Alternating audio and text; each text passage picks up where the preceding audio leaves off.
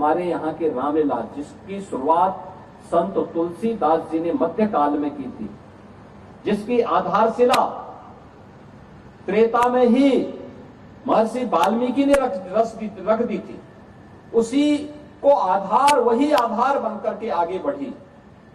और लेखनी की शैली क्या हो यह लेखक पे निर्भर करता है, लेकिन आधार क्या हो यह तो रामचरितमानस को लिखते समय तुलसीदास जी को भगवान शिव की प्रेरणा और हनुमान जी की प्रेरणा से प्राप्त हो गई थी कि लोकल भाषा में रचो, भगवान राम की भाषा में रचो, तो ये और भी ख्याति प्राप्त हो गई।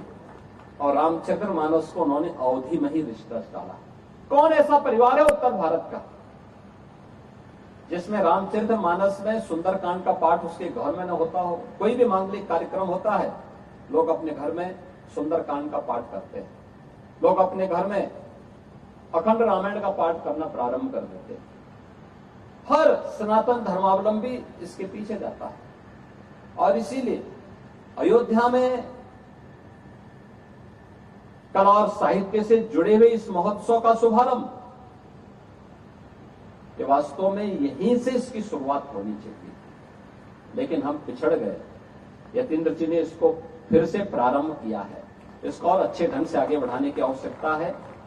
और रामायण महोत्सव के साथ इसको जोड़ करके और भी अच्छे ढंग से अगर हम आगे बढ़ाएंगे तो मैं विश्वास के साथ कह सकता हूं कि साहित्य यह समाज का दर्पण तो होता ही है, यह समाज के सृजन का आधार भी बनता है।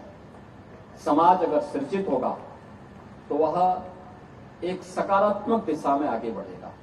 अच्छी लेखनी, कालजयी लेखनी को पुनर्जीवित किए जाने की आवश्यकता है। आज के समय में चुनौती है, क्योंकि पढ़ने लिखने की परंपरा बाधित हुई है। डिजिटल मीडिया ने, सोशल मीडिया ने अनेक बैरियर खड़े किए हैं, लेकिन इन बैरियर को पार करते हुए भी अगर हम कोई रास्ता फिर से बना सकें और कोई कालजयी रचना के सृजन का मार्ग इस प्रकार के लिटरेचर फेस्टिवल के माध्यम से आगे बढ़ा सकेंगे तो निश्चित ही साहित्य के लिए भी, समाज के लिए भी वह अत्यंत उपयोगी साबित होगा। मैं एक बार फिर से अयोध्या लिट फेस्टिवल के लिए यतीन्द्र मिश्र जी को और उनकी पूरी टीम को वैसे धन्यवाद देते हुए इसके प्रति अपनी शुभकामनाएं देता हूं।